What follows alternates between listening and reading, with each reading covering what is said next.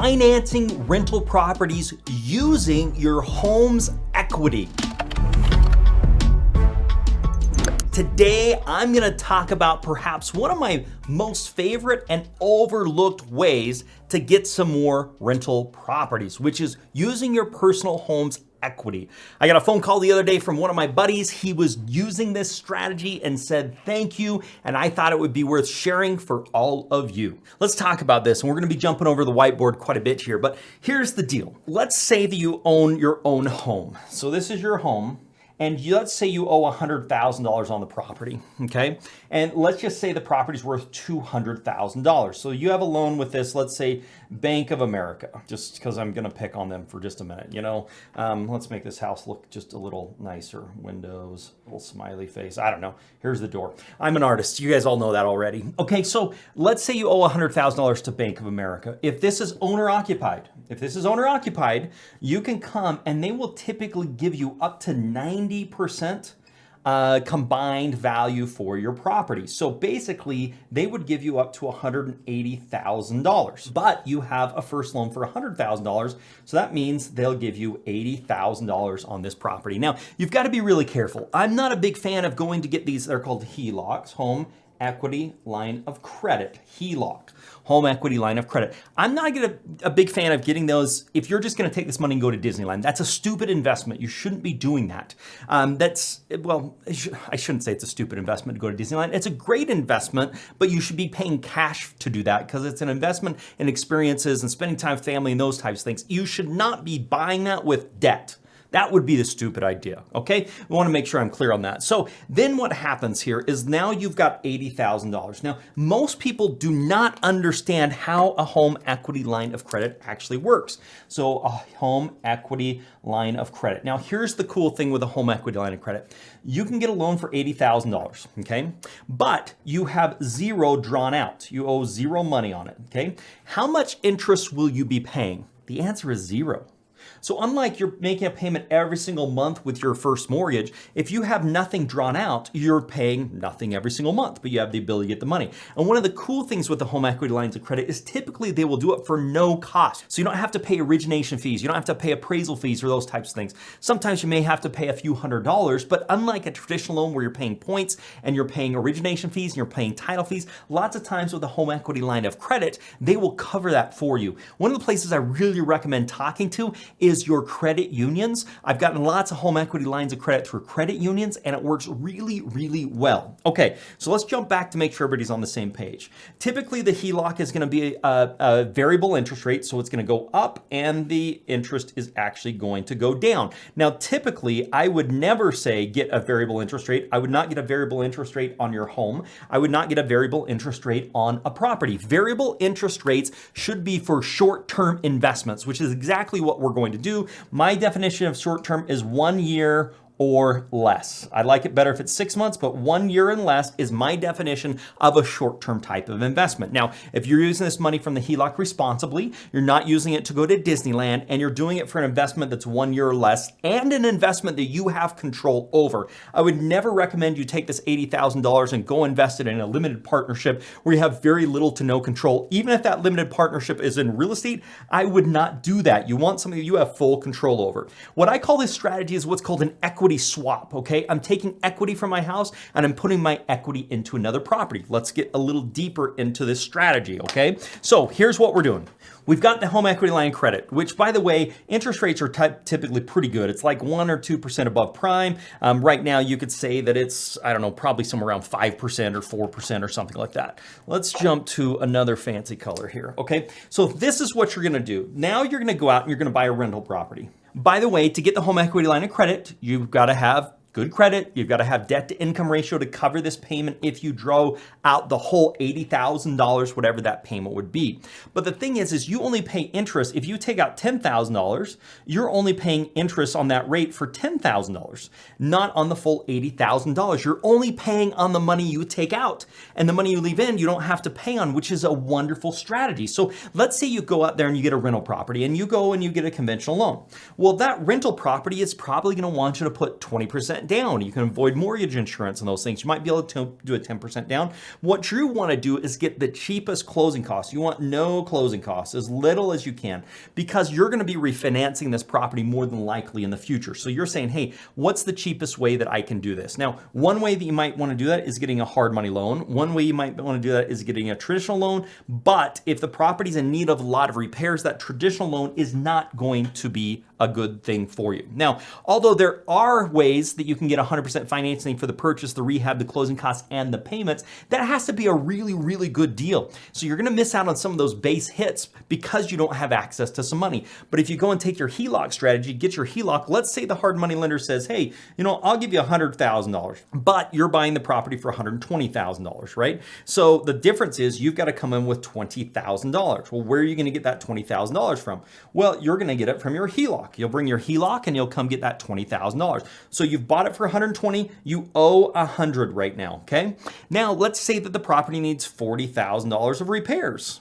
Well, what happens is you are taking money off your home equity line of credit to actually do the repairs. And you're doing that a little at a time. Now, a little pro tip to keep in mind, and the banks don't like this, but they can't stop you from doing it because it's your money. What I like to do is take a little bit of money from the home equity line of credit, and I like to say, how much would my payments be on that $80,000 if I had it fully drawn out for a year? Because most people say, how am I going to afford to make these payments? Well, I will show you. If you take the 80, let's go right here. If you take the 80,000 and you times it by, let's just say the interest rate's 5%, okay? Let's say it's 4% is prime, or LIBOR or something like that. 1% is the index. The index is how much over the rate they're actually charging you. Then that would be a 5% rate. So let's just say it's 5%. So if you take $80,000 times 5%, that is $4,000.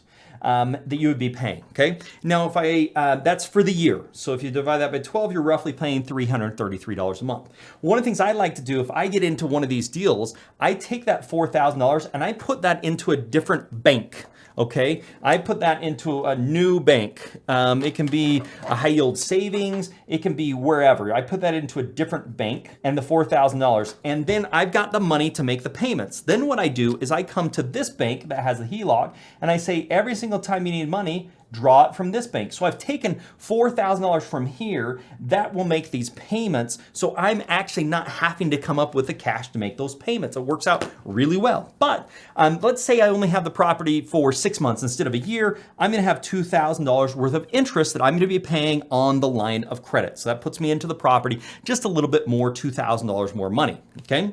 I'm going to have some interest that I'm going to be paying to the hard money lender. Maybe they'll roll that in, or maybe you'll have to draw some more money off your line of credit to do that. Let's just say you've got another $10,000 in hard money costs. Okay. All right. Now let's get some more room here because it's going to get pretty serious as we talk about how this is going to work, okay? So you've bought the property for $120, you've put $40,000 into rehab, you've got $2,000 in payments, you've got $10,000 in payments, so you are into this property 60, 70, 172. That is how much you are into that property, okay? You owe $100,000 to the hard money lender, $100K you owe to the hard money, and you owe 40, 52, no, you don't owe 100. Yeah, you owe 100 and you owe 20, 40, $72,000 is what you owe on your HELOC, home equity line of credit, okay? That's what you owe on your home equity line of credit. Now, if you have done this and you've done it right, more than likely this property is worth more money than what you paid for that. So I hope by the time you've put $170,000, that property is worth 30% more than what you actually have into the property. So 172, let's just divide that by, let's just say it's 75. That means the property hopefully is worth somewhere around $230,000, okay? That's what the property would hopefully appraise for. Now what you're going to do is you are going to go to a traditional bank. You're going to go to Bank of the West, Bank of America, that type of stuff. And what you are going to do is refinance this property. So let's talk about how that refinance will actually work. I guess that orange color likes to stick a little more. Okay, so how is this actually going to work when you go in for the refinance? Well, you're typically going to want to have, they're going to typically want to see that you've owned the property for 6 months. okay, which gives you time to get the property remodeled, get the tenant in the property, and start getting some money from the tenant, which, by the way, that money can start paying to your bank to actually pay your line of credit, which could be some money coming to you, which would make these numbers even better. But the whole secret to all of this is before you buy this new rental property, you actually get pre-approved from a lender. You go to the lender and say, hey, if I buy a property and it appraises for $230,000, can you get me $172,000 and it rents for $1,500 a month? Can I get pre-approved for that? And if they're a good broker, they're a good financial institution, they can be like, yeah, that's not gonna be a problem. If we can do this, they pull your credit, they look at that. So you wanna get all pre-approved before you actually buy this property, before you pull the money off your HELOC. What if you don't get approved for this? What if you get pre-approved and the bank tells you, nope, we're not gonna do the loan for you after you've pulled the $72,000 off your line of credit? Well, that's pretty easy, guys. You're gonna sell it. Because if the property's worth $230,000 and you're into it $172,000, you're gonna sell it, have some agent fees, commissions, and make $40,000, maybe $50,000. You're gonna pay back the bank. You're gonna put $50,000 in your pocket, depending upon where it ends up, and you're gonna walk away saying, I made some money. So that's your worst case scenario, but that's plan two. If you're trying to create some of this cash flow, that's plan two, because here's what's going to happen. You go and get that refinance. Now you're refinancing the property. There's already a tenant in there. The cool thing is this $1,500 the tenant's paying you, that increases your income. And that makes your debt to income better because you've got income coming in that is offsetting the expense of having this house. And if you've done it right, you should be making some money. Let's say the payment would be $1,000, you're making an extra $500 a month or $200 a month or $100 a month, whatever the case may be, okay? So what happens? You go and get pre-approved. Well, how is this lender going to look at this? Well, what they're gonna say is, we'll lend typically 80% of the value, okay? And this is now, the value's already there because you've already done all the fix-ups, the value's there, the appraisal, let's say that appraisal comes in at 230. So 230,000, let's get you here so you can see it, times 0.80, that means the bank would go up to $184,000. Now, you owe the hard money lender 100, you owe yourself to pay your HELOC 72. The question is, will they give you the money to get some additional cash? And the answer is no, they typically will not.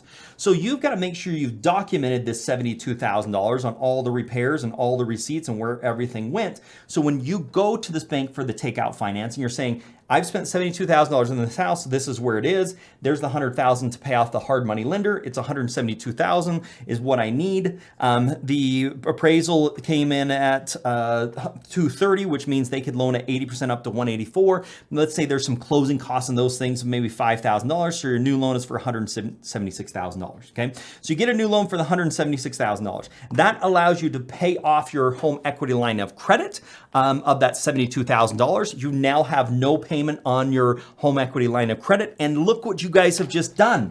You have created, you own a property where you owe $176,000. It's worth $230,000 and you've got $500 a month in cash flow and your home equity line of credit is paid back. You don't owe anything to the home equity line of credit. So this is what I call an equity swap. You took equity from your house, you've bought a property that needs fix up with hard money and with some of your money and using your rehab, getting the rehab costs. You've got that property done, you've improved the value of that property, you got pre-approved with a lender for takeout financing. That lender then comes in and gives you the money to pay back all the work you've done, keep your receipts, make sure you have it. In some cases, that lender will need 2 appraisals. Now, the best thing is to get pre-approved with that takeout finance lender before you even buy this property. And again, as I said, the parachute, the worst case scenario is if you don't end up getting that loan, you just sell the property, you're into it 172, you sell it for 230, you're gonna have some, agent fees and that type of stuff, but you're gonna make 30 or 40, maybe $50,000 between those two, okay? That's your worst case scenario. Your best case scenario is that you then have cash flow and you have equity. Now, I think this begs to talk a little bit about why do I want rental properties, okay? Let's just talk about that just for a minute here. I'm cleaning the board because we want to get in deep with this. So why do you want rental properties? Well, here's the thing, guys. rental properties, when you first own them, this is a long-term strategy. What you're gonna make the first year or 2 years, you're probably gonna be more headache than what you make, okay? So you've gotta look at this for the 10-year, the 20-year perspective. How do you make money with rental properties? Well, you're gonna make some cash flow, hopefully. You'll make a little cash flow. In this example, hopefully you're making $500 a month, okay? The other thing that happens is rents go up over time, which is going to then increase your cash flow. I've got properties I was renting for $700 that are now renting for $1,500. Same property, I haven't paid more for the property, I haven't done more to the property, it has just gone up over time. And if you look at a trend of rents, it just goes up over time. It just does. There's ups, there's downs, there's ups, there's downs, but the trajectory, it goes like this, but the trajectory is going up, okay? Next thing you do is you have the values, appreciation. This is the value of the property going up. Your property was worth $230. If you look at the trajectory, yes, there's ups and downs in 2008, but if you look at it, the trajectory is it's going up. So that $230 probably will have about a 3% increase a year on average. If you look at the 10-year perspective, it's probably gonna have about a 3-year increase. Last year we had like a 16% increase. So if you look at a 3% increase per year, that's $230. Times 0.03 is going to give you, let's just call it $7,000. So we're talking about a $7,000 increase over 10 years. That property is going to be worth $70,000. That property is now going to be worth $300,000 in approximately 10 years. Now, is that exact? No, but it gives you kind of an idea. 3% the cost of living. Now, if you bought at the high and it dips, it's not going to be worth. It's going to be worth less than you paid for it. Hopefully, it's not going to be worth less than you're into the property, what you have into it. But over time, if you look at a 10-year perspective, you're gonna see those values go up, and you haven't had to do anything to watch those values go up. It just happens. There's only so much land, there's only so much gonna be bought, there's only so much real estate, and that is what you're going to see over time. Next thing you're gonna see is what is called the amortization. What the amortization basically is every single time you pay rent, portion of that rent is going to pay down the principal. Now, this is a dirty little secret the bankers don't actually want you to know, okay? So let's call this interest and let's call this principal, okay? So let's say your payment is $1,000, okay? Originally, maybe only originally $950 is going to interest and $50 is going to principal. That's in year 1. Well, in year 30, $950 is going towards principal and $50 is going towards interest. This is called an amortization schedule, which basically means the banks are winning because the interest is front end loaded. And then when you get down, but most people only keep their house for 5 years. So they never get to where that principal is really paying down because they don't understand how the math actually works of this amortization schedule. Well, if you keep this for 10 years, guess what? You now owe a lot less than the money that you borrowed from the bank. I think it was $170,000. I can't remember what we had in our example here, but you owe less than that. And guess who paid for it? Your tenant paid for it. Because every single month he made that payment above and beyond what he paid you, he was paying this down. So 10 years later, you now owe less money on the property than you did 10 years ago. So let's just say for this example, that has been paid down to $120,000, okay? So you've got the cash flow, you've got the rent. So if you look at this scenario, if you've got it paid down to 120, it's worth 300,000. You just made yourself $180,000 if you want to sell this property. And you probably don't because your rents have gone up, you're making $500 a month. You are having to take care of repairs. You are going to have to take care of carpet and paint and some of those things. That is going to happen. But that leads me to the next reason why you're going to want to really own rental properties, and that is for the write-offs. There are a couple of things. You can write off several things. There are going to be business write-offs because now you've got a legitimate business. Business write-offs are going to include things like accounting. It could include things like cars. It could include things like gas. It could include cell phones. It could include laptops. It could include, the list goes on and on. It could include all of those types of things. Now, I'm not an accountant. You're going to want to talk to a CPA and make sure that these all work for you. But what I typically do is start a new company, Ryan's LLC. Ryan's LLC owns these. It needs these things. It needs ink for the printer. It needs a new printer. It needs a new laptop. It needs a new cell phone. It needs cellular service, those types of things so we can operate. I'm able to write these things off, which helps lower my taxes and my taxable expenses. In addition to that, each time I improve the property, if I've got to put in money for carpet or I've got to put in money for paint or those types of things, I'm actually doing that before I pay taxes on that money, so I'm getting a write-off. Now, it's still an expense, but I am getting a write-off, which helps offset some of those incomes that I'm actually dealing with here, okay? So guys, this is the master strategy. You can get your HELOC, you can buy that rental property with hard money, you can refinance it, pay back your HELOC, but guess what? Now you can do it a second time. You can do it again and again and again. And typically what you can do is up to 10 of these per individual. So for example, my wife did 10 of these and I did 10. So we had a total of 20 properties. I had 10 in my name. She had 10 in her name. We had to have income to justify that. We had to meet the debt to income ratios for the takeout financing. That's what you had to do, but you can keep doing this. So just think about this, guys. Think about if you did this every single year. Let's say you did this every single year for 10 years, you would see yourself having somewhere, it wouldn't be 1.8 million because your last property you just bought, it would be about half of that, but you would definitely have over $1 million, which is what we would project that you would actually have in 10 years if you followed this simple strategy. Now, one of the things you have to remember is you cannot freak out because there are gonna be downs and dips in the market. There are gonna be downs and dips. You've gotta be prepared for that. You always want to do your best to not be selling when the market is down. You would rather be buying or you'd rather be selling. But there's this little principle called dollar cost averaging.